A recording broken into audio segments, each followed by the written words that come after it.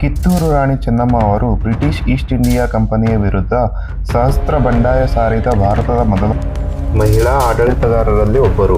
ಇವರು ಕರ್ನಾಟಕದ ಬೆಳಗಾವಿ ಜಿಲ್ಲೆಯ ಕಿತ್ತೂರು ಸಂಸ್ಥಾನದ ರಾಣಿಯಾಗಿದ್ದರು.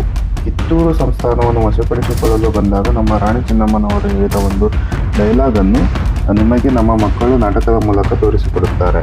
ನಾವು ಕೆಟ್ಟ ತಪ್ಪಿಗೆ ಸುಂಕ ಬೇರೆ ಕೊಡಬೇಕೆ? ಶತಶತಮಾನಗಳಿಂದಲೂ ಸ್ವತಂತ್ರವಾಗಿ ಬದುಕುತ್ತಿರುವ ಈ ಕಿತ್ತೂರು ಯಾವ ಕಾರಣಕ್ಕೂ ಕಪ್ಪವನ್ನು ಕೊಡುವುದಿಲ್ಲ.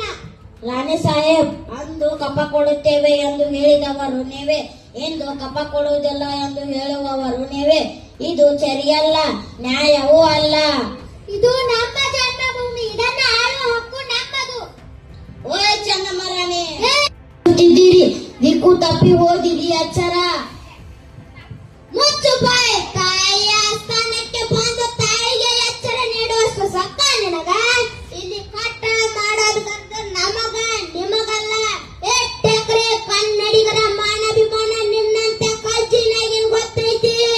ಇದು ಕೆಚ್ಚದ ಕಲ್ಲಿಗಳ ಬೀಡೈತಿ, ಅಂಜಿಕೆ ಅಂಬರ್ಯದ ನಾಳೈತಿ. ಇಂತ ನಾಡ್ಗ ನೀನು ಜೀವ ಬೇಕಾಗಿಸ್ತಿ. ಬದುಕು ಆಸೆ ನಿನಗಿದ್ದಂಗಿಲ್ಲ, ನಿಮ್ಮನ್ನು ಸಾಸೆ ನನಗೂ ಇಲ್ಲ. ಹರ್ ಹರ್ ಮಹಾದೇವ್. ನಿಮಗೆ ನಮ್ಮ ವಿಡಿಯೋ ಇಷ್ಟ ಆದಲ್ಲಿ ಸಬ್ಸ್ಕ್ರೈಬ್ ಮಾಡಿ, ಶೇರ್ ಮಾಡಿ, ಲೈಕ್ ಮಾಡಿ. Thank you.